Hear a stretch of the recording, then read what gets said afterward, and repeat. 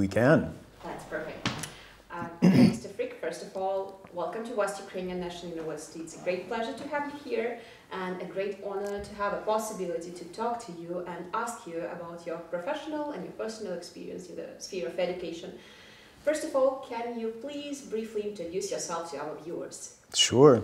My name's William Frick. I'm coming to you from the United States as an academic, and it's a real pleasure to be in your country for the first time and at this very interesting conference with fascinating colleagues and the opportunity to engage with students as well. And so, pleasure to be here. A real interesting experience for me following issues with the country for the last several years, and really feel a tie that I hadn't felt without being physically here. So that's great to hear. Thank you so much. We're happy to have you here.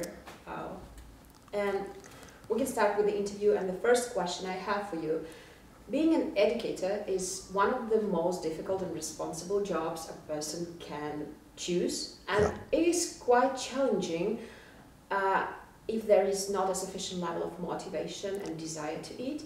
And my question is, what is your motivation for your job, and what prompted you to choose this exact path for yourself? I would say that I guess you just don't begin going to formal education in school with the idea that one day you're going to become a university professor.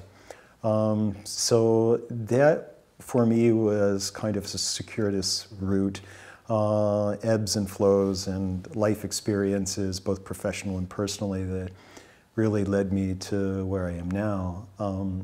I would say that my experience going through the public education system in the United States had an influence on me. I was never privately educated. I was publicly educated for the years starting in kindergarten, clear to 12th grade, and graduated from high school. And that was really very important for me because I later then came to realize the significance of the public schools as a social institution to support the ideals of democracy, the public institution of schooling as a place that forms and frames citizens for effective engagement with the decisions of the nation, or even local communities. And so I really have come to appreciate and to acknowledge the importance of my public education experience as a child and a youth. But I guess to answer your question most directly, I would say that there's a series of progressions that I felt that I wanted to go to college when I was in high school. I had the capability of being able to do that. I had, through my own resources and merit and support of my family, was able to enter into some very good higher education experiences for myself. And as I moved through that and became a teacher myself, I gradually experienced something that is commonly called kind of a growth mindset or a assets-based mindset. And that was, as I moved through graduate education after I took my bachelor's degree, I come to realize how my strategic and targeted effort toward believing in my own capabilities really significantly changed my impression about what I was capable of doing. That intelligence is socialized, and that I had the great opportunity to be socialized into being a capable and intelligent person. And I think that's the manifestation of taking a terminal degree and wanting to remain as an educator. So my trajectory from teaching to university professor was not so very long, actually. And I have enjoyed myself immensely doing the work that I'm doing. That's the perfect answer, and I think it's a great motivation for young people to be a part of the team that makes changes and influence the education in general. Thank you very much. And why did you choose the field of educational leadership and policy research? Why are these fields important in our modern world? Yes. Well, I think for me, my interest and focus and motivation on understanding the leadership and policy world in the education sector has come from my practitioner experience as a teacher, a school counselor, a building principal, a director of curriculum and instruction for a school system. And I really had these formative experiences as a professional that set the stage, I believe, for an immense curiosity about answering really important questions like, what's the moral purposes of schooling? What are the philosophical foundations and purposes for an educated society? Why school? Why do we go? And for what ends? And those things really drove me to my PhD studies. And so my work at the PhD level was in the area of education theory and policy studies. And so in the United States, it's very common to combine leadership and management studies of schooling with public policy and what sectors of public policy are important to understand with respect to the policymaking process, who's involved in the policymaking process, why does that happen, to what ends, how and why are policies implemented, and placing value statements on those policies, whether these are good policies or whether these are pernicious policies. And so, yeah. So my interest in that sub-area of education was really driven by the hard work that I did as a practitioner, the really tough deliberations about how do we treat students with dignity and respect, to provide for them in a personalized way, that part of education is not just the delivery of knowledge, but it is the formation of human beings as people. And so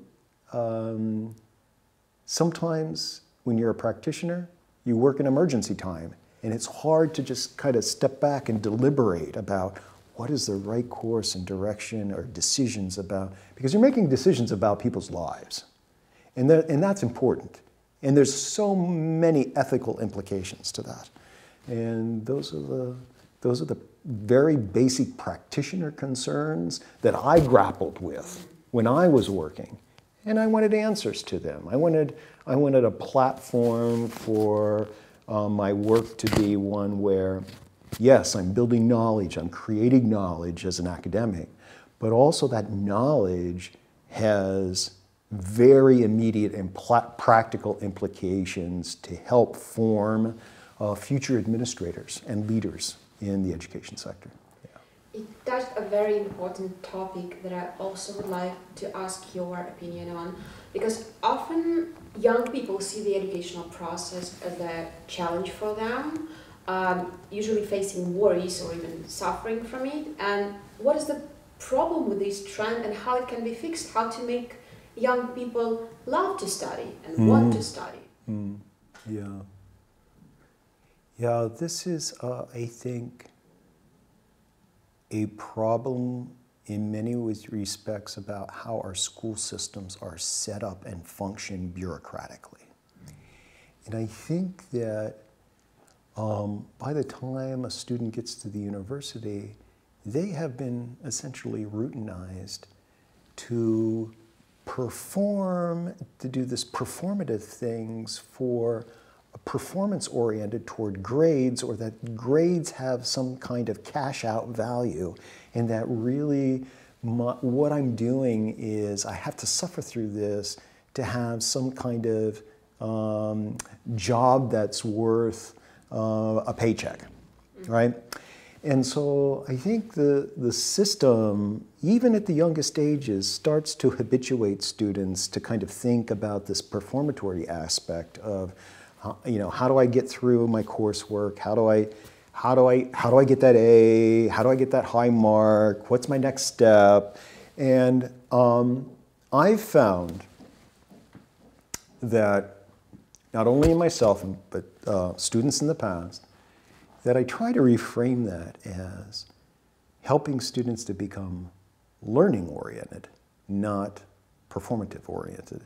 And that means that, wow, I really have understood or discovered something that I didn't know that has changed my view and perspective about life, that part of the effort that I put forth gives me this internal reward that is almost this wonderful drug that if I keep at it, I can know and do and think much better than what I had in the past. And so I think that once students experience that kind of the teacher isn't around me trying to finish this task, do this rote work, I'm going to assign this grade, so do this.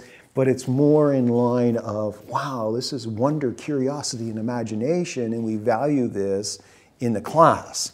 And your grade is just a byproduct of all the really wonderful things that can happen to your mind if you allow it and if you are attentive to it. And that's attenuated over the grades, right? So when you're working with very young children, it looks so much different, right? But then when you're working with university students in the graduate program, then it's like a whole new world and the pedagogy changes, right? And so that, but I think the philosophy remains the same, is that you want to engineer learning environments where it assists students in being learning-oriented rather than performance-oriented. Yeah. That's a great answer. Thank you very much. And I think we came to one of an interesting topics about education, the problems in education. And what, in your opinion, what are the most challenging and important problems that our educational system in the world is facing now? Yeah. Yeah, I think there are some significant challenges, and I think I would guess that there's a number that come to mind, but I'm just going to focus on one right now, and that is if you even have a passing knowledge of, you know, the OECD country rankings about PISA or TIMSS or NELP or any other kind of international comparative assessment of nation education performance, you really get the sense that we're in this global education race. And I don't know how necessarily healthy that race is. I would say that yes, we want a very educated and capable citizenry. We want people who can engage and think critically about their life and their social world, to be equipped with skills to make a living, to have the opportunities to be entrepreneurial in many ways. And so we want all those things, and we want the education systems to provide those things. But I think what has captured all of that concerns me, I believe, that can be a challenge, is that it's driven by a lopsided economic neoliberalism that quantifies and materializes everything that, it's like education and schooling is the servant of the economy and business, right? It's that, and I challenge and dispute that in my own work, because I think that schooling and education more broadly is much more than simply the wealth of nations. I think that education and schooling and the schooling systems of nation states around the world should be focused equally as much on the formation of global citizenry, civic participation, what is required of me to be a good human being, that these things are just as important and just as valuable as the economic ends of schooling. Yeah. You said that you work and you do research and you work on the topic of education reforms. How do issues that require reform arise, and how are they resolved in the US? It's an interesting topic, and to hear the experience of the United States. In this case, the initiative for change comes from the government, or from active civil society, or from educators themselves? All three. And all three in combination, or all three singularly. It is a very mixed bag in the United States. The education system is rather decoupled. There is no centralized Ministry of Education in the United States. We have a Department of Education in the United States, but very little influence when it comes to actual on-the-ground schooling in the country.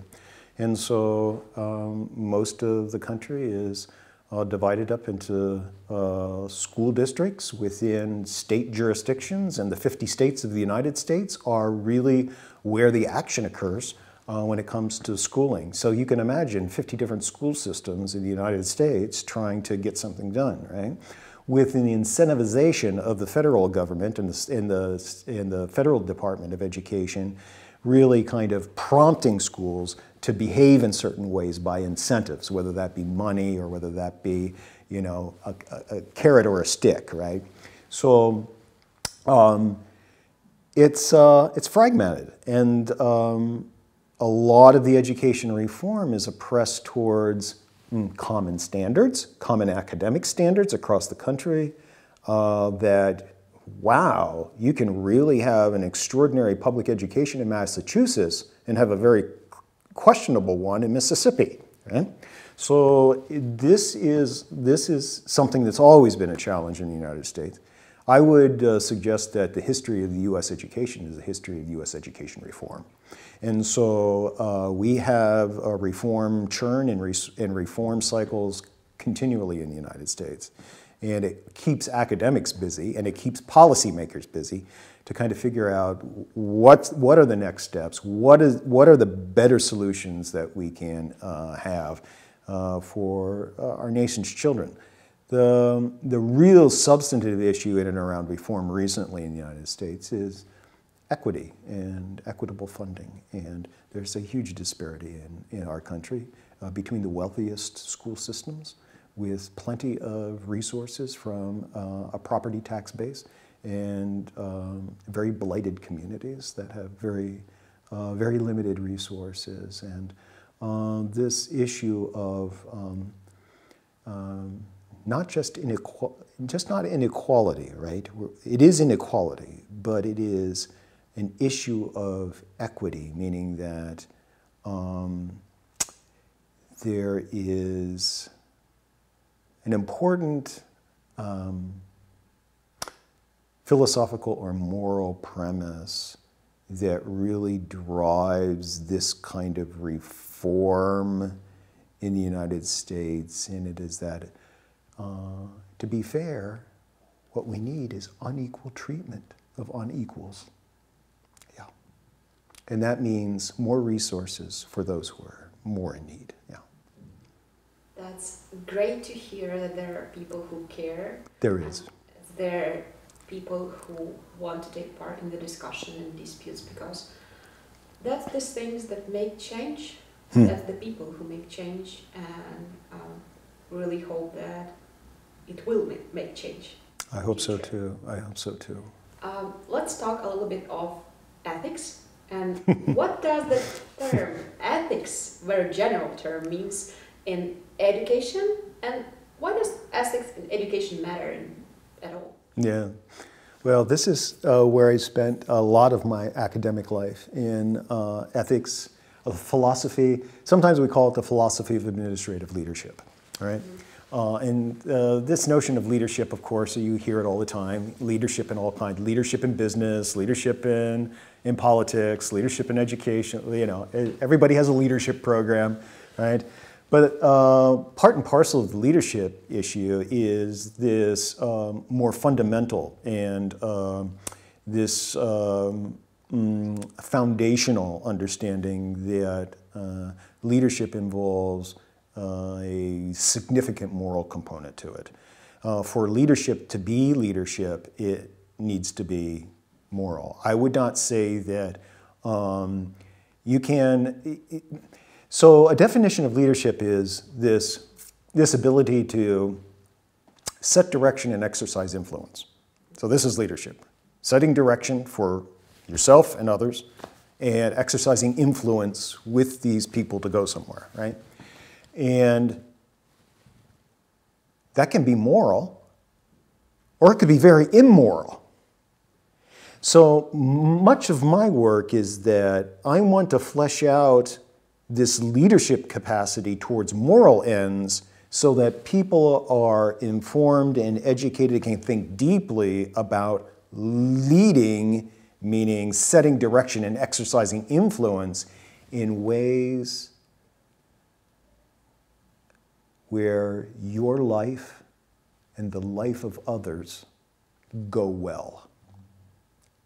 And that's the basics of ethics in educational administration. It is, what are the foundational principles and moral commitments that I must assume as a leader for my life and the life of others to go well? It means, what do I need to engage in and think about deeply and carry out in my own life that help and not hurt? Yeah. Thank you. And that involves a lot. Yeah. There's a lot to unpack there, okay? But that's kind of the summary. And we'll keep on unpacking. Okay. That's our job. All right, that's exactly right. Right. What is the future of education in the world? Where are we heading? Well, that's a big question, and I don't know if I'm fully equipped to answer that. If you had a comparative internationalist here, they would certainly have some ideas about what the direction and what is going on and where we're headed when it comes to schooling. And we talk about schooling and education as kind of this package, and it's really quite different, right? Schooling is one thing, and it involves education. But education is so much broader than schooling, right? We have all this kind of informal education in our lives. We have education through our family structures and institutions of democracy and civil society who teach us lots of things. We are educated in many ways, right? But with respect to schooling and the direction that we're going globally with schooling, I would say that much of the significant multilateral organizations that work globally that are focused on the education sector see education as a way forward and up for nations. And I wouldn't disagree with that at all. And even my previous argument about this neoliberal force of kind of capturing education for economic ends With that being said, I would say that wouldn't you want a more fully educated and capable and learnedly socialized, intelligent population than not? Yes. So I would say that the work of the UN, the work of OECD, the work of many multilaterals, that's the agenda, is that it is the upgrade and upskilling of the teacher and professional staff, of the opportunities for children, both male and female, to engage fully and completely in basic education, that literacy rates rise across the world, that's the agenda. And I think that that's a healthy agenda, and I think it's entirely appropriate. I think that for nation states across the world to achieve some parity, some equal standing, even though we have great powers in the world, equal standing with one another, that equal standing, it just doesn't come economically, it comes through the intelligence of an educated population. Yeah. You started talking about international organizations in the world and how they are trying to improve the educational system, teachers, professors, students. We know that you have a lot of experience at working in different universities all around the world. And do you think that cultural exchange of knowledge is important? If yes, why so? Yes. Well, I do believe that cultural exchange of knowledge is immensely important. And so, you know, there's many directions to go here with this notion of cultural exchange and knowledge transfer and the creation of new knowledge cross-culturally and cross-nationally. One of the issues is that one of my recent experiences, most recent right now, is that, you know, I come from the West, and the West has a tradition, and the West is known globally as, you know, where the discoveries are made, where the creative invention is, where the new technologies are built, that knowledge is created in the United States in particular, right? In the UK in particular, in Western Europe particularly, right? And so what I've come to appreciate, though, is that there can be an arrogance with that. And there can be a stance about, let me teach you something in a paternalistic way, right? That I have the knowledge, let me depart it, and let me depart to you the knowledge that I have from the wise West about. And there are some situations and circumstances where people and cultures and countries desire that. There are other instances where peoples and countries and cultures are saying, we have our own understandings and appreciations for what we know and how we live. And the United States hasn't been very good at that because we've had our own internal illustrations of how important that is, particularly with you know, our sovereign Native American nations within our own country, right? And the treatment of them as your knowledge is not as important or as valuable as our Western knowledge, right? So I think that in many ways, the West can learn a lot from a lot of other places around the world. And so for me personally, educated, trained entirely in the West, understand kind of the world from a Western orientation, but part of that Western education was to critically help me to become aware that that's one way. There are many. And so just because the one way has produced lots of technology and lots of creature comforts and lots of economies of scale and wealth, that doesn't necessarily mean that there's not anything else. And there's lots of else. And so that's why I'm here at this conference, is to write with a colleague and pursue other kinds of collaboration with people around the world. And part of our work together in this conference was to share an experience with each other about what life writing could be, and how our life writing as academics have produced cross-cultural collaboration towards the creation of new knowledge. And so this is something that inspires me and motivates me, and I believe that that's the direction we need to go. I don't believe we need, as academic communities, to be inward-looking. We need to be outward-looking, and to really think about how we can take the traditional disciplines of the academy and transform them into interdisciplinary and transdisciplinary areas of study.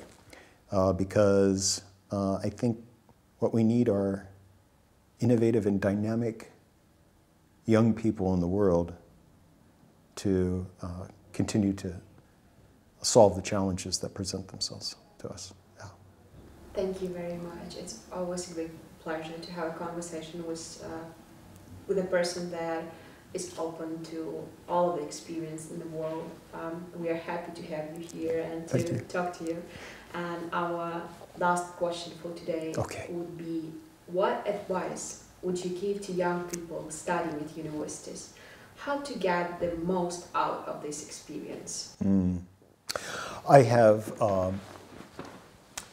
two nephews who are currently at university.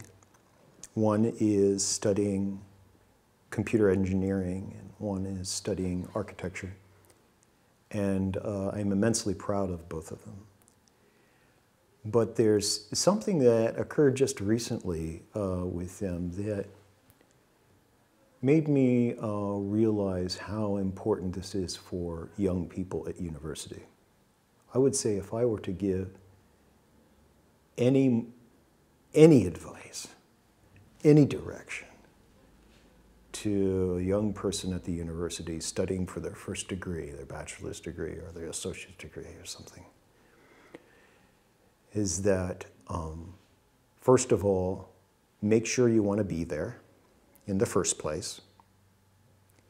And then secondly, if you don't understand something and you are confused about something or you're uncertain about something, particularly when it comes to the core knowledge that you are supposed to be acquiring, the core thinking skills that you are supposed to be acquiring in your program of study, if there is any misconception that you feel or any doubt, that you need to advocate for yourself. You cannot sit and expect the world to come to you. You need to think deeply about, what do I know? What do I don't know? And what don't I don't know? And advocate for yourself, assert yourself. You don't need to be aggressive, but you need to take the steps to have the motivation to understand and to be satisfied with the education you're getting. Because in many ways, young people are growing up in a very commercialized sense, right? That, oh, the education's a product. So I'm going to invest my time and possibly my money and everything else into this, then I should just get a payback in some way. And of course, we all know that that's not really how higher education institutions work.